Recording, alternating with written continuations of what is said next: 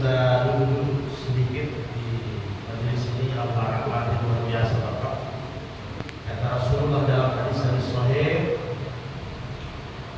"Basyiril masa'ina fi sulati min nuri tammi yaumal qiyamah." Berilah berita gembira kepada orang-orang yang pergi ke masjid di waktu gelap. Ulama hadis menjelaskan salah satunya salat subuh. Karena di zaman Nabi belum ada lampu seperti kita, maka mereka binuri tanmi yaumal qiyamah, mereka akan mendapatkan cahaya yang sempurna nanti di hari kemudian. Ulama menjelaskan cahaya itu mulai dari mana?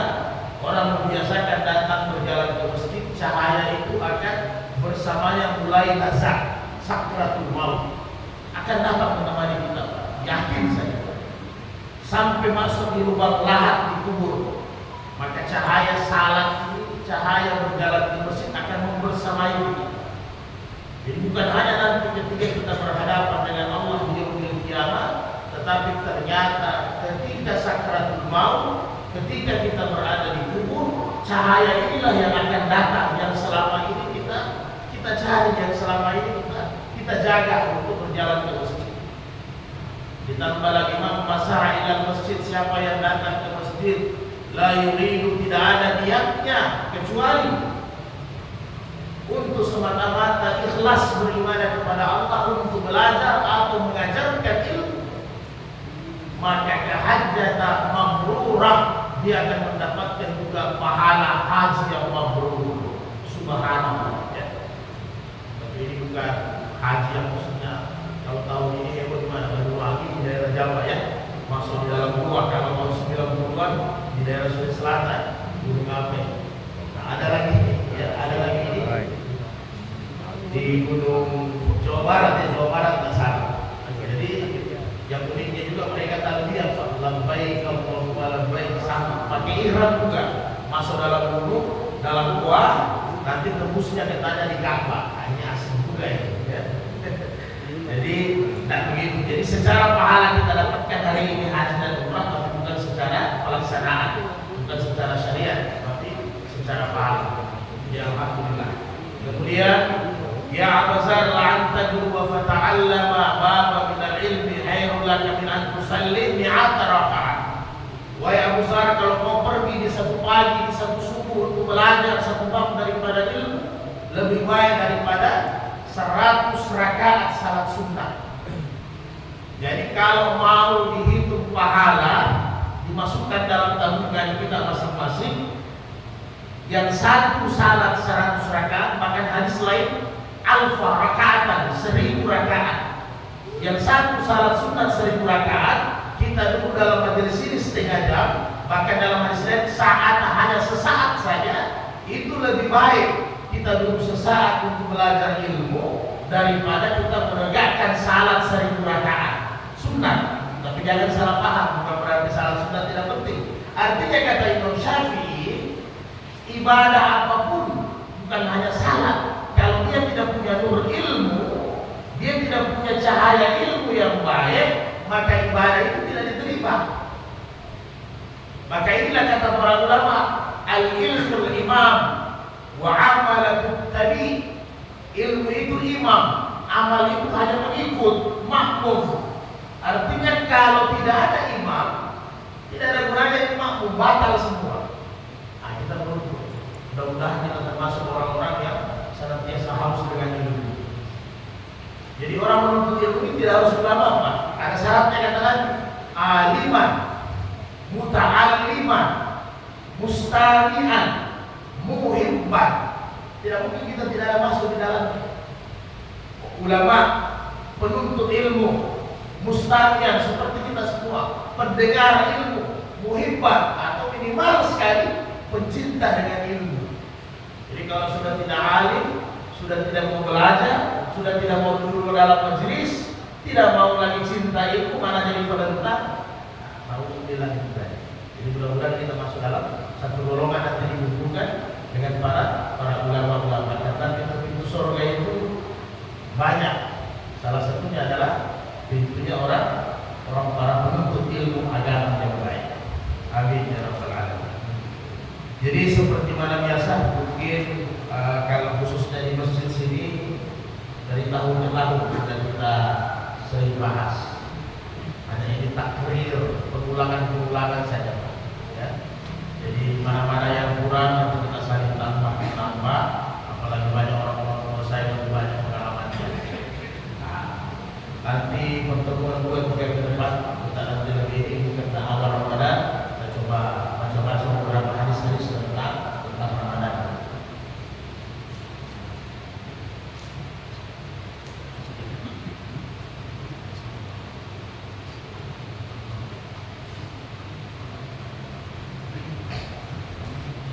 A'udzu billahi as-sami'il 'alim minasyaitonir rajim. Bismillahirrahmanirrahim. Ini pas kita awal Ramadan, siapa tahu semalam kita tidak sempat berdoa hilal, ya. Dari dulu berapa tahun yang lalu semua hadis-hadis yang kita sampaikan, semua hadis-hadis sahih, minimal standarnya hasan, sama. Jadi tidak akan pernah kita sampaikan hadis-hadis dhaif atau apalagi mau membungkam. Kecuali daif nanti pelengkap ada hadis sahih yang menguatkan. Tahun lalu kalau tidak salah ada juga pembahasan kita tentang hadis-hadis palsu seputaran Ramadan, ya, hadis-hadis maulid kalau tidak salah. Mudah-mudahan bisa kita ingat. Antal Habib Ubaidillah radhiyallahu anhu an Nabi sallallahu alaihi wasallam kana idza ra'al hilal qala, adalah Rasulullah SAW apabila melihat bulan pertama hilal. Jadi sebenarnya bukan hanya Ramadan, 12 bulan setiap awal kita baca ini doa, ya. Allahumma ahillahu alaina bil yumni wal iman wa salamati wal islam rabbi wa rabbuka Allah. Rawahu Tirmidzi. Rasulullah biasanya berdoa, ya Allah, akhillahu alaina, jadikanlah awal bulan ini bagi kami dalam keadaan, Imam Tirmidzi menjelaskan kalau Ramadan berarti jadikanlah Ramadan ini untuk kami dalam keadaan yumni, aman, wal iman, dalam keadaan iman kami bertambah nantinya, wasalamati, dalam keadaan kami tetap sehat walafiat, tidak ada gangguan apapun, wal Islam, sehingga nanti akhir Ramadan Islam kami itu sempurna. Wala tamutunna, jangan kalian meninggal wa antum muslimun, kecuali Islam kalian sempurna. Rabbi wa rabbuka Allah, wahai bulan hilal, Tuhan kami, Tuhan saya dan Tuhan engkau adalah Allah Subhanahu wa ta'ala. Maka bersama-sama kita lapaskan ini doa. Mumpung ini awal, siapa tahu kita lupa kemarin karena susah kita doa, tunggu isbat dulu, ya. Tunggu pengumuman, akhirnya semua doa-doa sunnah ini hampir kita lupa. Gara-gara tunggu isbat semua, kita sudah padahal harus sebelum maghrib kita sudah duduk siap-siap, sudah yakin hilal, kita baca ini. Nah, kemudian ditambah oleh Imam Abu Hanifah yang lalu-lalu ini sudah kita bahas. Setelah doa ini kata Abu Hanifah, mulai tancapkan niat dalam hati, ya Allah, saya berpuasa untuk 1 bulan penuh selama bulan Ramadan, sehingga kalau ada ketiduran, tidak sempat bangun, ada kecapean, tidak sempat lagi niat waktu malam, sebagaimana Imam Syafi'i anjurkan ada pengulangan tiap malam, karena kita lupa, maka sudah menutupi niat sekali untuk sebulan penuh.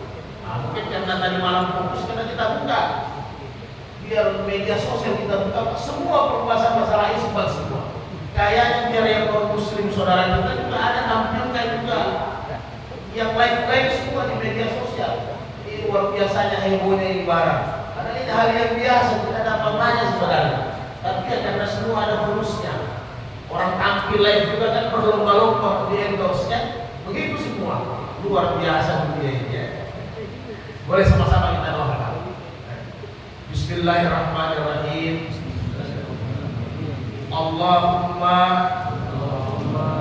akhillahu alaina bil yumni wal iman wa salamati wal islam rabbi wa rabbukallah.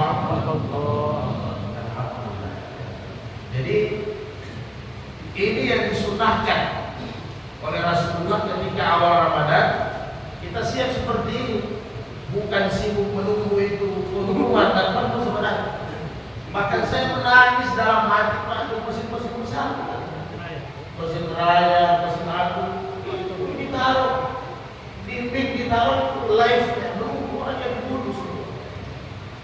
Ada apa salahnya kalau ada memang jadwal untuk takziah, tausiah, cara saja. Kemudian setelah itu salat tarawih saja, Pak, tidak ada masalah. Karena kata Aisyah, salatnya Nabi di luar Ramadan dengan Ramadan sama, sudah sering kita bahas. Jangan kita duduk bodoh-bodoh dulu sampai 2-3 jam. Yang saya heran, mungkin ada sebagian saudara-saudara kita mungkin dari majelis ulama atau tokoh-tokoh agama, kenapa tidak jelaskan? Bukan berarti kita salat tarawih tidak menunggu pemerintah, tidak, kita tetap menunggu karena itu aturan hukum bernegara sudah seperti itu. Sudah seperti itu aturan hukum beragama. Jadi seperti yang satu hadis dari kita bawa dengan sekalian kita bawa dengan santai. Ini terjadi di zaman Nabi. An Abi Umar radhiyallahu anhu, "Tara'an nasul hilal." Ada beberapa orang lihat hilal. Fa akhbartu Nabi sallallahu alaihi wasallam anni ra'aitu, maka dikabarkan kepada Nabi, ya Nabi saya juga lihat. Jadi Nabi saya saksi kan begitu. Saksi ini sekarang apa? 125 titik itu sudah saksi kuat sekarang. Sudah lihat, maka kata Nabi, wa amara an-nasa bisiyamihi. Nabi bilang perintahkan manusia besok sembahyang. Di hadis yang lain, ini hadis sahih semua Ibnu Abbas radhiyallahu anhu, anna Arabiyan ja'a Nabi sallallahu alaihi wasallam, ada orang Arab yang memang agak jauh di pelosok Madinah datang menghadap Nabi. Fakal dia berkata, ini ra'aitu hilal, ya Rasul saya lihat hilal. Atasyhadu an la ilaha illallah, kau muslim, yakin ada Allah, tidak ada Tuhan selain Allah? Na'am. Ya. Kalau atasyhadu anna Muhammadar Rasulullah, kau ikut Rasul, kau cinta sunnah Nabi? Na'am. Maka Nabi tanya, ada saksi? Cari saksi. Dapat 3. Maka apa kata Nabi? Fa'azzan fin nasi ya Bilal an yasumu ghada. Wahai Bilal, umumkan sama manusia, ini otoritas. Ya Bilal, umumkan sama manusia, sama masyarakat, besok kita puasa. Yang kita garis bawahi bukan hilalnya, otoritas. Ketika itu yang menyampaikan kepada Bilal, ya Bilal umumkan. Ini otoritas Nabi sebagai Rasul, sekaligus Nabi sebagai pemimpin pada saat itu. Karena saat itu tidak ada tokoh. Sudah ada yang lihat hilal naik di atas bukit. Ini sahabat Arabian ini sahabat Badui. Suku Badui ini orang yang tinggal di atas gunung. Kalau kita sekarang saudara-saudara kita yang tolare di atas. Jadi mereka lihat itu hilal, maka mereka turun sampaikan kepada Nabi. Kami lihat ada saksi laki-laki lebih dari 2. Simpel, Nabi bilang umumkan sama masyarakat, besok kita puasa. Selesai. Nanti dibahas sama imam-imam mazhab. Ketika Islam sudah berkembang di Madinah, kan sudah ada di Yaman, sudah ada juga di Mesir Islam. Sudah bukan hanya di Hijaz dengan Jazirah Arab. Kalau Hijaz Mekah Madinah, Jazirah Arab sudah masuk Yordan, masuk Syria, itu lebih luas lagi. Apakah waktu itu? Pertanyaannya kata Imam Syafi'i, waktu itu orang puasanya serentak? Kan tidak. Apalagi tidak ada media yang harus, tidak ada alat yang harus menginformasikan ke Mesir, besok puasa. Jadinya seandainya kita bijak, mungkin ada di antara kita jadi presiden nanti di sini. Kan sudah ada undang-undang sebenarnya, dan dia undang-undang negara membebaskan, ya begitu, untuk beribadah. Jadi sebenarnya Aceh itu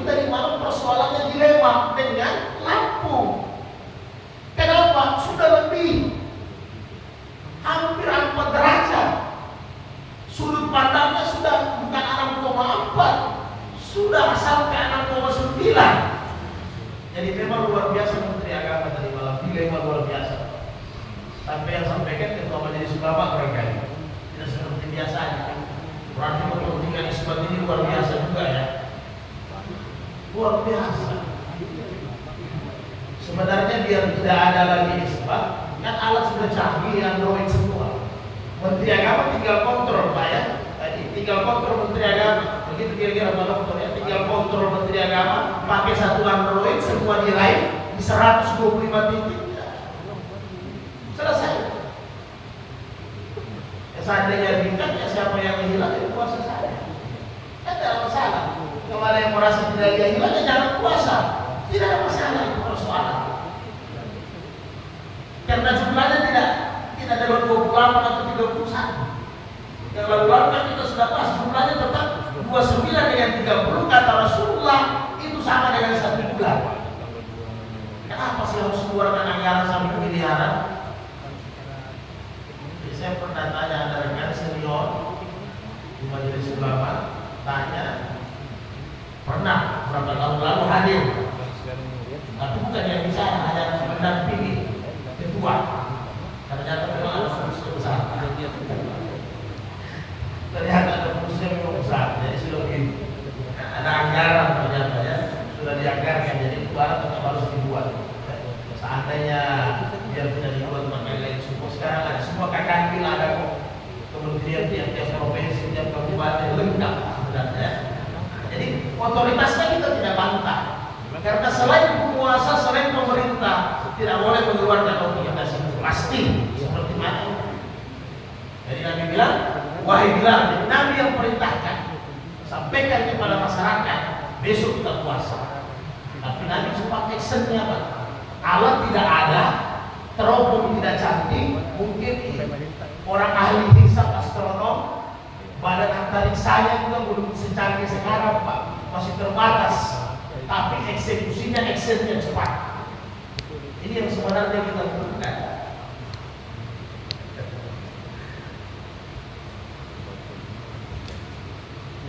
Sedikit lagi sebelum kita bahas bersama-sama.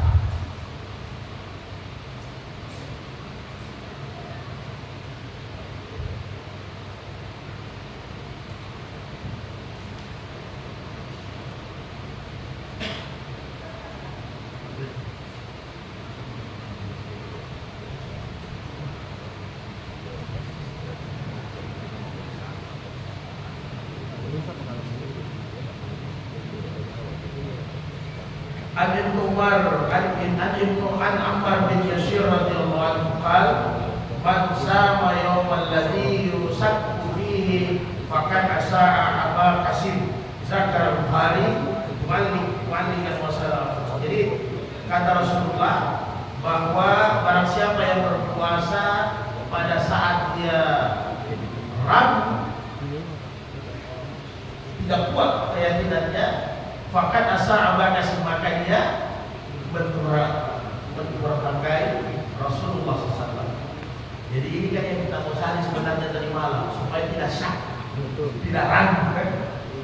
Ini yang kita mau cari supaya bagaimana kita tidak ragu dari malam. Makanya kita jadi bodoh-bodoh semua. Karena memang ada petunjuk Nabi. Jangan sampai kita lakukan kita ragu.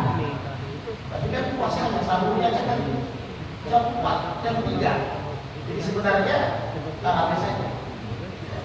Kira-kira demikian pengantar untuk hilal. Kemudian satu hadis lagi sebelum kita buka diskusi kita. Kata Rasulullah dalam hadis sahih keutamaan fadilah, "Idza jaa Ramadan futiyas abwabal jannah." Apabila Ramadan tiba, ini hadis sahih Bukhari Muslim masih hari, maka pintu surga itu dibuka. Kemudian wa kullikas abwabun nar, pintu neraka itu tertutup. Wa sufidatis syayatin, setan-setan dibelenggu. Jadi kita tidak tekstualnya, kita tidak lihat, ini kita sudah tahu semua, maka kita sudah hafal, kita tidak lihat secara harfiahnya, tapi marilah kita coba lihat dari sisi majas kiasannya. Kata para ulama menjelaskan kepada kita sebuah hadis, idza jaa Ramadan, apabila Ramadan ada datang, terbuka pintu surga. Maksudnya apa? Kata para ulama, seolah-olah Allah Ta'ala memanggil kepada kita semua, wahai hamba-hamba, mari masuk dalam keimanan, mari berlomba-lomba dalam kebaikan di bulan suci Ramadan, mari memaksimalkan Ramadan dengan sebaik-baiknya. Begitu banyak hidangan-hidangan yang ada di dalamnya yang bisa menyebabkan kalian masuk ke dalam surga. Surga itu Bapak sekalian, dalam hadis-hadis sahih ada 8 pintu. Jadi menurut para ulama, apakah hanya satu pintu saja yang harus kita amalkan? Hanya satu amalan? Tidak. Semua pintu-pintu surga ini harus kita amalkan itu amalannya. Nanti tinggal ditimbang yang mana yang paling menonjol, yang mana yang paling tinggi nilainya dari pintu itu kita masuk. Pintu surga itu ada babus salah, pintu salat, ada babur rayyan, pintu puasa, ada babus sedekah, pintu sedekah, ada babul haji mabrur, pintu haji yang mabrur. Semua itu amalan harus kita laksanakan. Ada masuk di babul Quran, orang yang menghabiskan waktunya dengan Quran, ada babul qiyamul lail. Semua kita harus masuk di dalam mengamalkan. Nanti ditimbang di hari kemudian, Pak Haji, Pak Doktor ini banyaknya di sedekah yang menonjol. Ya kan ada nilai. Oh, salatnya 8, hajinya 10, kemudian sedekahnya ini, puasanya yang paling tinggi, hajinya. Karena betul-betul ikhlas, uangnya halal, bukan uang korupsi, bukan uang judi, bukan uang riba dipakai haji, bukan uang utang piutang, bukan uang macam-macam. Maka Pak Haji ini hajinya 10, masuk kepada lagi masuk di pintu haji. Begitu juga yang lain nanti. Tapi semua amal saleh harus kita laksanakan, Pak. Karena kalau tidak dilaksanakan yang kurang, nanti nilainya 0, tidak masuk nominasi. Itu maksudnya kira-kira. Kemudian tertutup pintu neraka kata para ulama mazhab, ulama hadis. Maksudnya sebenarnya Allah berkata kepada hamba-hambanya, hentikan, stop, tinggalkan, jangan lagi laksanakan maksiat, jangan lagi laksanakan dosa, tinggalkan syahwat, tinggalkan hawa nafsu. Maka di bulan Ramadan inilah tempatnya.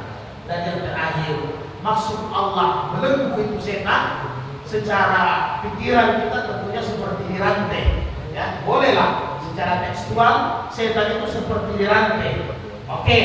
Tetapi pada dasarnya di bulan Ramadan ini setan tidak leluasa, setan tidak bebas.